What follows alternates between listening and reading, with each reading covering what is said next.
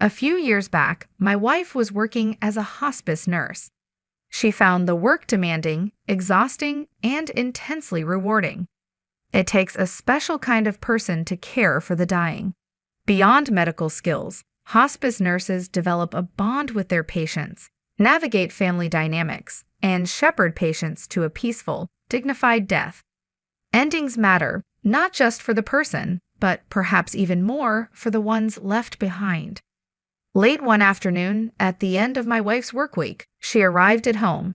It had been a long shift, she was tired, and suggested we go out for dinner. "Where would you like to go?" my wife asked. I don't know. What are you in the mood for?" I said. "A good cocktail and comfort food," she offered. "Well, I can think of several places. It doesn't matter to me, whatever you feel like," I said. My wife looked at me dejectedly, readjusted the medical bag on her shoulder, and walked toward the bedroom to change out of her scrubs. Like an idiot, I realized too late that my wife wanted a decision, not a discussion. She was tired and hungry. The response she needed was something like, "I know the perfect place.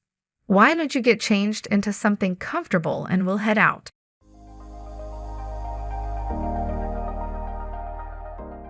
Are you the kind of person that lets life chauffeur you around? Or do you hop in the driver's seat and choose your own destination? If we're honest, most of us are probably a little bit of both. We plan, set goals, research, organize, and erratically work toward our dreams. Sometimes we find success, but often there are roadblocks and unexpected problems. If you put off everything till you're sure of it, you'll never get anything done. Other times, we succumb to fear, second-guessing, procrastination, laziness, and distraction. Our lives can feel like a Sisyphean struggle, an endless loop of repetition in which we never seem to get ahead. How do some people achieve their dreams? How do they work around roadblocks and conquer their problems so effectively?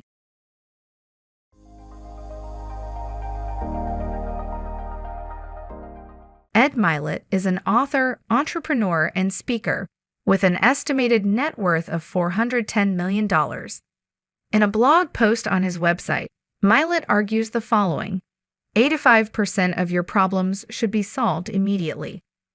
Mylett goes on to state that most problems and obstacles in life are caused by indecision. Mylett adds, instead of taking massive action toward what they want in life, most people become stagnant and frozen in the face of a challenge and never make a decision. When I first started writing online, I had no idea what I was doing. I was a full-time police chief and part-time writer. I published blog posts on my website, hoping to attract visitors. All I attracted were crickets. This went on for a while. I'd post new articles and nothing much happened. It was demoralizing. Finally, I decided to do something about it. I flew to Franklin, Tennessee to take a 3-day professional blogging course. I hired an established copywriting expert to teach me about headlines and what entices readers to continue reading. I invested in online courses, read books, and studied the work of successful bloggers and writers. I realized the importance of honing my own style and voice, rather than trying to mimic what others were doing. In 2019, all my efforts began to pay off. I gained a growing following of readers and earned nearly $70K from my writing. What was the secret to my success? 2 words: decisive action. I stopped posting and hoping. I took decisive action by attending that blogging workshop in Franklin, Tennessee. Same with hiring a copywriting coach and spending the time and money to take online courses and read several books.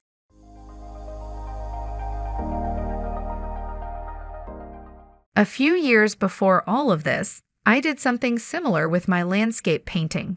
I was mostly a weekend painter, making slow progress with my artwork. A landscape artist I admired, Scott L. Christensen, offered intermediate and advanced workshops in Idaho. I considered investing in the workshop, but I had a terrible fear of flying. My wife was the one who talked me into it. She booked the flights and secured accommodations. With her gentle nudge, I set aside my fears and took decisive action. Once you make a decision, the universe conspires to make it happen. The workshop was life-changing, my artwork vastly improved, and I came back to Idaho for the advanced workshop.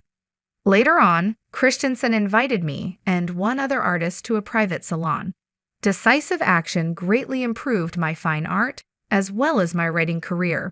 I've since applied decisive action to other areas of my life, from physical fitness and health to financial decisions and spiritual pursuits.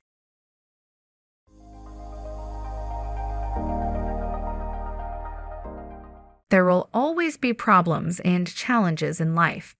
Maybe you're trying to lose weight or overcome an addiction. Perhaps you were laid off from your job, or your spouse just left you after years of marriage.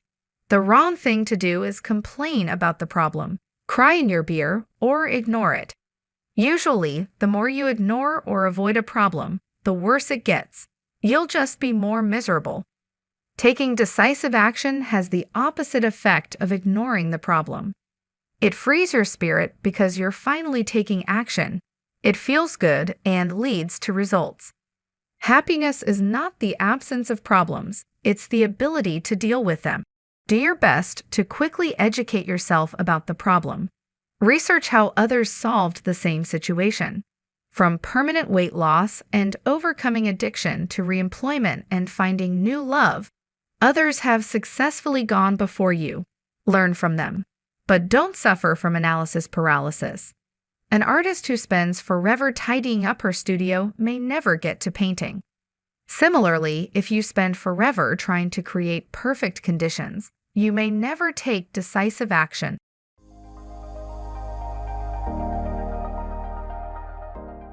Ed Mylett suggests the following 3 steps to solve 85% of your problems. 1. Make a decision. Just make one. It doesn't have to be pretty, perfect, or well-researched. It doesn't have to solve the whole problem. It just has to be a decision. 2. Flood yourself with certainty. Decide with confidence that the decision you made is right.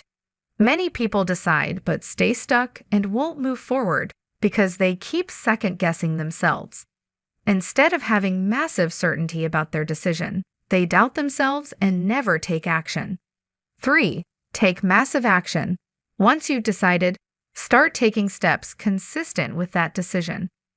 As you take action, you will discover whether you made the right decision and adjust accordingly. Sometimes you take decisive action but have to modify or change course along the way. That's okay. It still beats doing nothing or hiding from your problems. Focus on probability over perfection. There's often no time to conduct exhaustive research on a problem. Don't get bogged down worrying about a perfect outcome. Shoot for a reasonable probability of success. Perfectionism is not a quest for the best. It is a pursuit of the worst in ourselves, the part that tells us that nothing we do will ever be good enough, that we should try again. I have missed some opportunities in the past due to avoidance and indecision. I've since learned to embrace decisive action. It's better to get up and move than to sit and worry. Decisive action is a powerful 2-part strategy that will help you tackle any problem. The more you do it, the better you get overcoming obstacles and problems. Give it a try, share it with others, and start creating the life you always dreamed of.